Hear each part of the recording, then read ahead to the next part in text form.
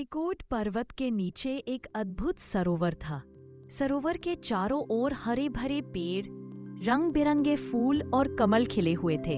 वहां की हवा इतनी शुद्ध थी कि हर सांस मन को शांति देती थी।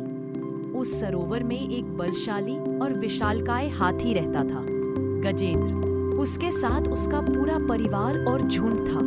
गजेंद्र का व्यवहार राजा जैसा था।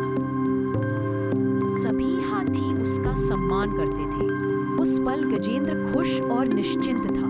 उसे अपनी ताकत और सामर्थ्य पर गर्व था। एक दिन गजेंद्र अपने परिवार के साथ उस सरोवर में स्नान करने गया। पानी में खेलते हुए उसकी सूंड से पानी उछल रहा था। बच्चे हाथी मस्ती कर रहे थे। तभी अचानक सरोवर के गहरे पानी से एक भयानक मगरमच्छ निकला और गजेंद्र के पैर को पकड़ लिया। गजेंद्र चौंक गया। उसने जोर से चिंगार मारी। झुंड में भगदड़ मच गई। सभी हाथी घबराकर पानी से बाहर आ गए, लेकिन गजेंद्र फंस चुका था। गजेंद्र के चेहरे पर पहले आश्चर्य, फिर डर और फिर गुस्सा दिखने लगा। वह पूरी गजेंद्र और मगरमच्छ का संघर्ष शुरू हुआ। गजेंद्र अपनी सूंड और दांत से मगरमच्छ को हटाने की कोशिश करता, मगर मगरमच्छ पानी में और गहरा खींचता। यह संघर्ष एक दिन, 2 दिन नहीं, बल्कि हजारों वर्षों तक चलता रहा। लेकिन मगरमच्छ पानी में रहने से और शक्तिशाली होता गया। अब गजेंद्र के भीतर हताशा आ चुकी थी। उसके साथियों ने भी उसे छोड़ दिया था। उसे अपनी ताकत बेकार लगने लगी। जब सारी ताकत जवाब दे गई, तब गजेंद्र ने आंखें बंद की। वह समझ गया कि अब केवल उसकी शक्ति कुछ नहीं कर सकती। उसने अपने हृदय में भगवान को याद किया और अपनी सूंड आकाश की ओर उठाकर कहा, हे नारायण, हे जगत पालक, मैं आपकी शरण में हूँ। केवल आप ही मेरी रक्षा कर सकते हैं। उसकी आवाज में दर्द था, लेकिन साथ ही गहरी भक्ति और विश्वास भी था। उस पल गजेंद्र ने अपना अहंकार छोड़कर पूर्ण रूप से भगवान को समर्पित कर दिया। गजेंद्र की पुकार सुनते ही भगवान विष्णु अपने वाहन गरुड़ पर प्रकट हुए।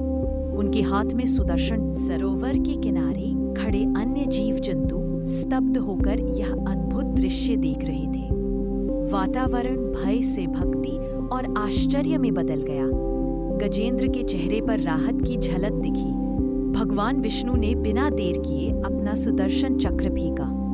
यह बिजली की तरह घूमता हुआ मगरमच्छ पर गिरा और एक ही वार में उसका वध कर दिया।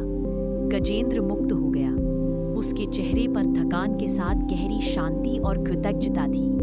गजेंद्र भाव विह्वल होकर भगवान के सामने झुक गया। उसकी आंखों में आंसू थे, लेकिन इस बार वे भक्ति और सुख के आंसू थे। भगवान विष्णु ने गजेंद्र को आशीर्वाद दिया। मगरमच्छ वास्तव में एक गंधर्व था जिसे शाप मिला था, और गजेंद्र अपने पूर्व जन्म में एक राजा था। दोनों को भगवान ने मोक्ष प्रदान किया। पूरा सरोवर दिव्य आभा से भर गया। वातावरण में भक्ति, शांति और आनंद छा गया। अब गजेंद्र के भीतर न गर्व था, न भय, केवल समर्पण था। सीख: केवल बल और गर्व से जीवन नहीं चलता।